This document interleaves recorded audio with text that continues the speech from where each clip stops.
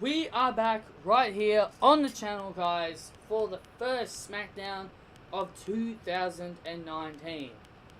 So,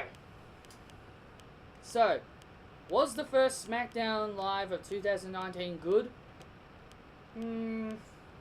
Not really. Outside of one segment, not really. I felt like this episode of Smackdown could have done better. I feel like it could have been a lot better. But obviously, it was okay for what we had, at least. I will say it was okay. But there were a few things that I feel like that wasn't really anything special. So, we kicked things off with New Day. They were rambling for about good 5 minutes about how they can't throw pancakes anymore. That their doctors told them to stop swinging around pancakes to people, and Big E behind their backs, behind Woods and Kofi's backs, they were just munching. He was just munching on pancakes, and they were taking them off him because of that exact reason.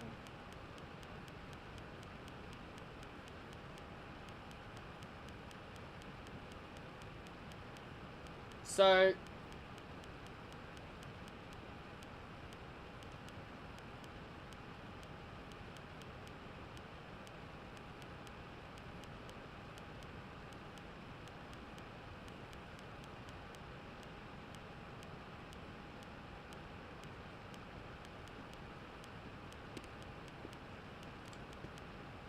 New Day, celebrate, boring, didn't go anywhere. It was 5 minutes too long, and sorry for my pause, I was just checking Twitter. Then we had our first match, Samoa Joe versus Jeff Hardy, and the winner would take the final spot in the Fatal 5-Way. This was one of the issues I had. One of the issues is that they had 4 people announced already. They had Orton, Mustafa Ali, Rey Mysterio, and AJ Styles. Why couldn't they have had this a weekly thing? Why couldn't they have had this as a weekly thing, like people qualified? Why couldn't they have just had everyone qualify into this thing? I felt like Samoa Joe and Jeff Hardy were the only true real fighters here, because they did their jobs and actually earned the opportunity. I thought the McMahon family said, you gotta earn your opportunities. Then why did Ali, then why was Orton, and why was Ray, and why is Styles, why did they automatically get into this match? Why did they automatically get into this fatal 4-way, or 5-way, without even throwing a punch? I don't get it. SmackDown is the land of opportunity. You're supposed to be giving people opportunities. You're supposed to be having people work for their opportunities, not just pick people. But Samoa Joe and Jeff Hardy had their match. There was actually one issue I had with this match. It's the fact that Samoa Joe, he did the Kukina clutch on Jeff Hardy on the outside, and the referee was counting. He was counting. Samoa Joe lets go of the hold. He gets into the ring at the count of 8. But then Joe and the referee, for some reason, they start arguing, and the referee restarts the count. What? The referee starts from the count of 1. He stopped at 8, but he goes back to 1 and does the whole count again, and Jeff Hardy gets back into the ring at the count of 9. I don't understand that. That was really, really stupid. I felt like that was really, really stupid, and it was unnecessary. But Samoa Joe got the win with the Kukina clutch on Jeff Hardy to go into the Fatal 5-Way. Rusev and Lana were in the ring. They were talking about Rusev was talking about his big US title win on his birthday and on Christmas Day. And, I feel, now that Rusev and Lana are baby faces, I'm glad they're faces, because I knew they had the potential to be great baby faces. But I find it really, really funny how years ago, when Rusev was United States champion two different occasions when he was a heel, when I look back at the way he was as a heel, as US champion, they'll talk about Vladimir Putin and how they're gonna take over the United States, how the United States are trash. You know, I know Lana is born in the United States of America because she is American. But if you look back at their past, it just feels really, really, really, really weird to see them represent USA. Even for the past 2 years, for the past years when Rusev was United States champion. I should stop saying were. It sounds like they were both champion. When Rusev was champion as a heel, they were belittling the USA. And I find it really, really bizarre now they're representing the USA. Boy, times have changed, but, you know, I'm not saying I have a problem with it. It's more the fact that I'm giving you a history lesson on the history lesson between them when Rusev was United States champion as a heel to the way he is now. Because now they're representing the USA. They're chanting Rusev Day, USA, Rusev Day, USA. So now they're representing the USA, not belittling, which is what I'm trying to say. That's what I'm trying to say. The change that Rusev and Lana has gone through with that title. So Shinsuke ends up attacking Rusev from behind. Lana gets involved, and she's doing her best to protect Rusev. And then Rusev delivers a Machka kick.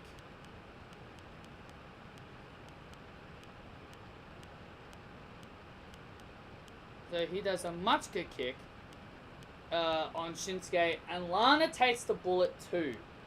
And this gives Shinsuke the opening to attack Rusev. Who cares? Naomi, man. This whole situation with Naomi, you know, I'm not a fan of it. Naomi and Mandy Rose. This whole rivalry between them. You know, I'm not a fan of it. It's more the fact that they've got Naomi in the... They've got bloody... What's his name? Jimmy Uso. Involved in this entire storyline.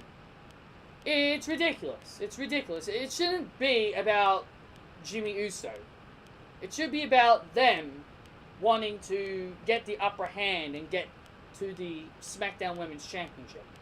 And, you know, on Twitter, a lot of people were talking about how great Corey Graves is when Mandy Rose is when she's competing. How do you find this great? I don't understand. Like, with all due respect to you people, but I don't know what the hell you find funny about Corey Graves just going off when Mandy Rose is in the ring. To me, I find it nauseating. To me, I find it nauseating and annoying. Sure, Mandy Rose is an attractive woman. I get that.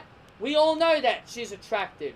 We know she's God's greatest creation. We know she's the golden goddess.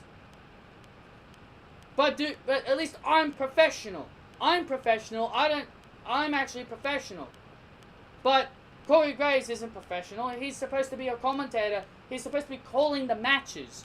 Your job as a commentator to call the matches. You're the color commentator. You should be adding in the commentary that Tom Phillips is applying. Same thing for Byron Saxton. Byron and Graves should be adding in on the commentary that Tom Phillips is applying in the match. I don't need to listen to commentators bickering and bickering and bickering. I don't need to listen to commentators bicker about Mandy being God's greatest creation. She's trying to break Jimmy and Naomi up and all this other crap. I don't need to listen to this to listen to that crap. To me, it's annoying. To me, it's annoying. I don't like it. It's nauseating. Now, I know Jerry Lawler did this in the past. But at least with Jerry Lawler, at least I was able to tolerate it. I could tolerate it. Because he wasn't going overboard. He wasn't going overboard with his commentary when he did it. He wasn't bloody going, oh my God, Trish Stratus, she's God's greatest creation. Oh my God, Kelly, she's God's greatest creation. You know, at least he wasn't going that far. Yes, he was happy to see the girls, but he wasn't, you know, going overboard. That's all I'm saying. But the fact is that I am actually seeing people say that they actually find this funny, hilarious. You people are idiots if you think Corey Graves having a erection over Mandy Rose is funny. A 30-plus-year-old man who's in his late 30s bloody creaming his pants over a girl who's in her mid-20s. I don't know how you find that funny. I don't find it funny. I find it annoying and nauseating. That's just my opinion. But Mandy Rose was meant to compete in this match. She pulls off her t-shirt and unveils a day one-ish t-shirt on her bra. This sets off Naomi. And instead of Naomi versus Mandy Rose, Sonya Deville ends up taking her spot. And then during the match, Mandy Rose unveils a picture she sent to Jimmy Uso. Yes, it's a great photo, but we don't need... Yes, it's a great photo, but Jesus Christ, we don't need Jimmy Uso in this angle. We don't need bloody Jimmy Uso in this story. But of course, if NXT did something like this, like if they had... Like, can you imagine if Candice LeRae was involved in the whole Tommaso Ciampa, Johnny Gargano storyline? I guarantee you, people would have loved it if Tommaso Ciampa was stalking Candice LeRae, or if Tommaso Ciampa exposed Candice LeRae and showing sexy photos of her to Johnny Gargano. Like, I bet everybody in NXT would have loved it. But because it's here on the main roster, it's garbage. And I understand that it's garbage, but all I'm saying is that if NXT did something similar, people would have loved it.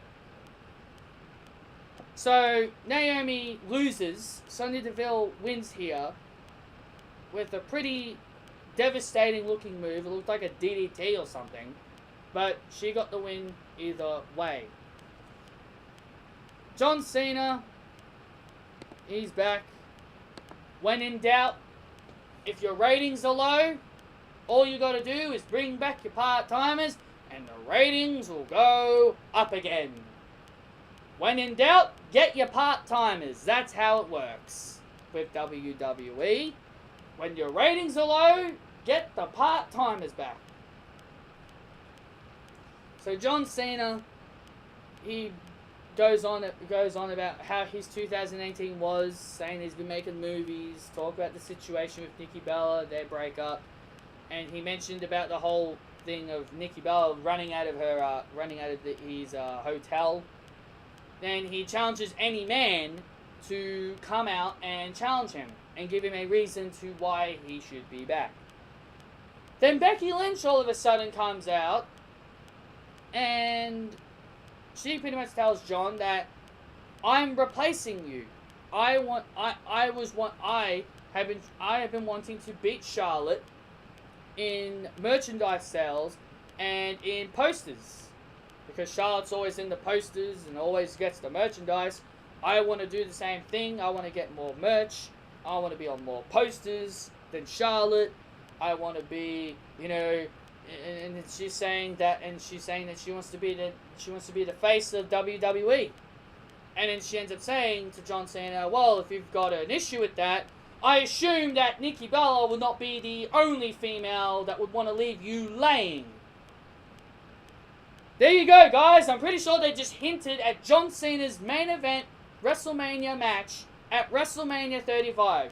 Nikki Bella versus John Cena, WrestleMania 35. I'm kidding.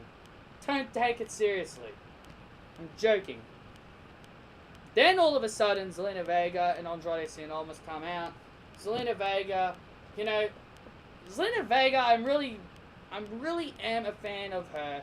She's really good at her voice. She really, and I like how she's speaking on Andrade's behalf, because Andrade doesn't really have good English skills. So it's good to see her, you know, really show her mannerisms. She's really good. Same thing with Almas. They're really good.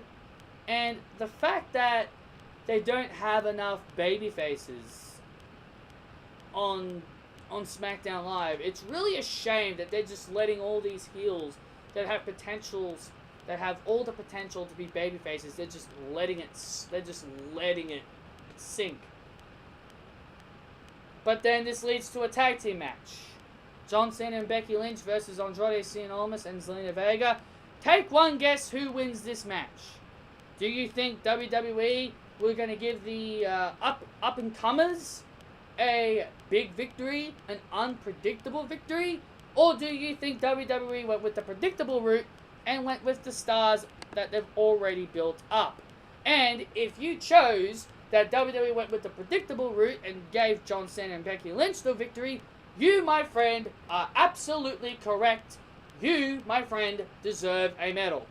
Because John Cena and Becky Lynch get the victory here. Disarmer to Zelina Vega. Honestly, does anybody care? Not me. But Becky Lynch, John Cena wanted to shake Becky's hand, but she did the "you can't see me" and walked off. Main event was AJ Styles, Rey Mysterio, Mustafa Ali, Randy Orton, and Samoa Joe in a fatal 5-way to determine the #1 contender for the WWE title championship.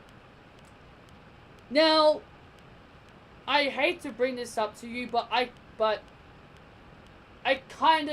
already knew who won this match. I already knew who became the #1 contender because I saw a spoiler about who was gonna face Daniel Bryan. So when I heard the spoilers come out about it, and then when I saw this actually come true, I wasn't all that surprised. AJ Styles got the victory. He pinned Randy Orton. Why couldn't they have had him pin somebody else? But Randy Orton took the pinfall after a springboard 450 splash. So I already knew AJ Styles was gonna win this because of the spoilers. I don't apologize. I just saw them, but I already knew AJ Styles won. So that is pretty much your SmackDown Live for the start of 2019. I hope you guys enjoyed this review. Be sure to hit the thumbs up. Comment your opinions down below as well on your thoughts on SmackDown Live. And be sure to follow me on my social media as well at pvalentine95. Coming soon, tomorrow, on Thursday or Friday, my discussion video that I have planned, that I mentioned on my Raw review, that'll be coming either Thursday or Friday. So be sure to tune into that video. See you then.